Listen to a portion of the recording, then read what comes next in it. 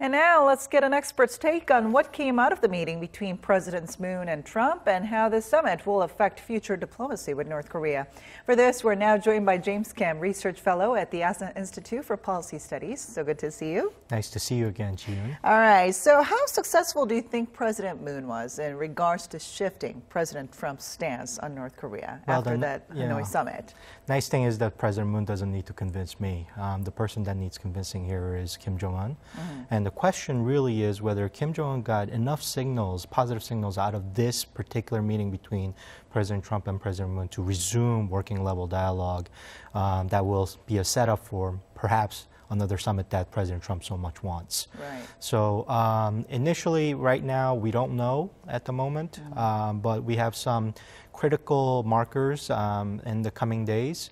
The Day of the Sun, which is Kim Il-sung's birthday on the 15th, as well as the one-year anniversary of the Inter-Korean Summit towards the end of this month.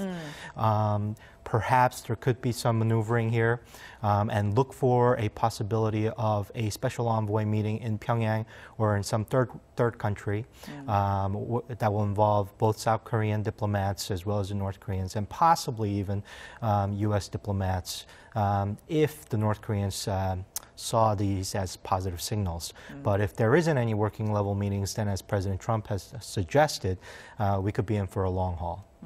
Now, as we heard in the report previously, the two sides agreed to continue their top-down approach when it comes to their nuclear diplomacy with North Korea. Now, what do we mean by this top-down approach, and why is this so important? So this has been sort of discussed within the expert community here in Seoul and Washington when it comes to discussions about North Korea. And it's been sort of an ongoing approach to how to negotiate with North Korea. Instead of having the bottom-up or the working level approach, essentially working out the terms of the deal and then having the leaders at the top come in at the end, which is a typical diplomatic approach to these kinds of negotiations.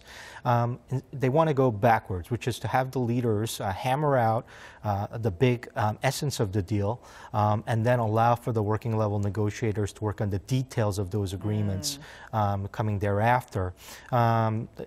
This is very not typical, but it's one that all sides have sort of utilized when it comes to North Korea over the past year or so.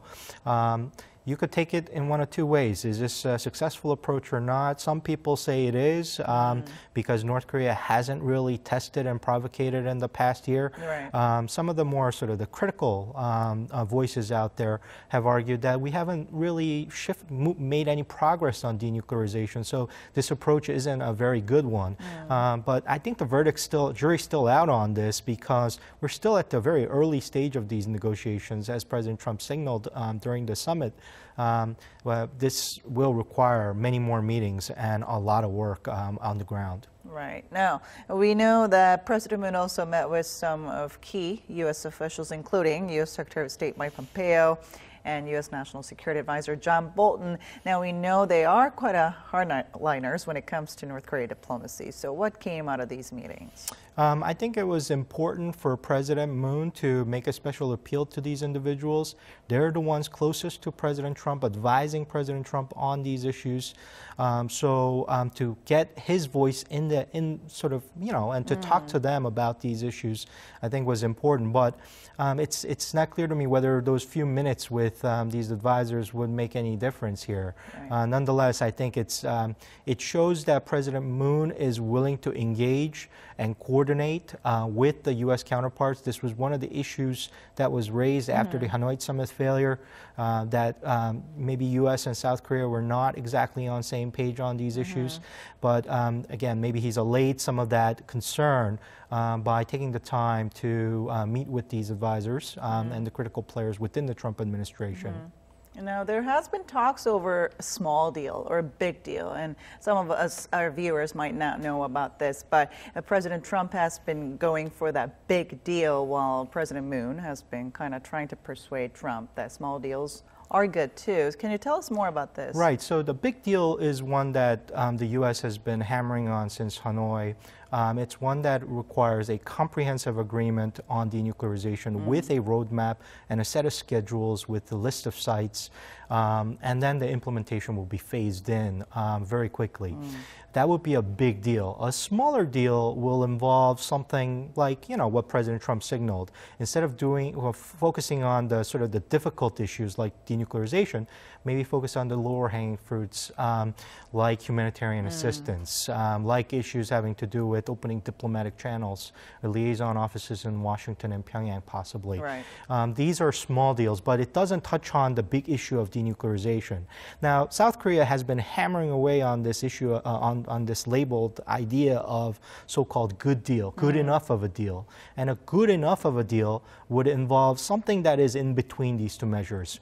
Perhaps taking into consideration North Korea's offer of Yongbyon in exchange for some preliminary partial sanctions relief, whether that would be Kaesong or Kumgangsan or some other measures. These are things that negotiators can talk about. But South Korea would like that sort of middle space to be filled in so that it could be a bridge towards a bigger deal on complete denuclearization. All right. Now, North Korea, meanwhile, held a Spring People's Assembly meeting on Thursday to reaffirm its position that it would pursue a self-reliant economic development and not to give in to international sanctions. Right. So I think that's, it's very important that they didn't single out the United States here. Okay. They didn't mention the U.S. as a sort of an oppressive power. But they did point out that there's a clear disdain or dislike for sanctions, and they would like this issue resolved. But the important thing that really came out at me at that meeting was two things. One, there was a reorganization at the top with Kim Jong-un reasserting himself as the leader of the State Affairs Commission. Right. And this is to show both the audience within and without that things are basically normal and that he's held on to power, that Hanoi hasn't really dented his legitimacy.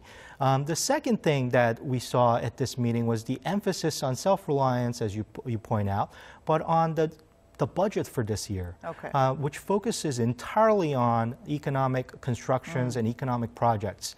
About 48% of the total budget being devoted to that. That's about double what was last year's budget. And this shows that Kim Jong-un is squarely focused on the issue of economic development rather than this notion of Pyeongjin, which is a parallel approach that requires both economic development as well as nuclear development. But clearly, he's signaling to the United States that he's focused on the economy, that the nuclear issue is really on the back burner, and he's maintained a sort of an open stance with respect to the dialogue. And he's also showing that he's relatively strong. He wasn't impacted by the Hanoi summit. So we're back to square one here. We're really back to pre-Hanoi summit. And the question here is whether or not North Korea is going to respond to the overtures that are being made by Seoul and Washington.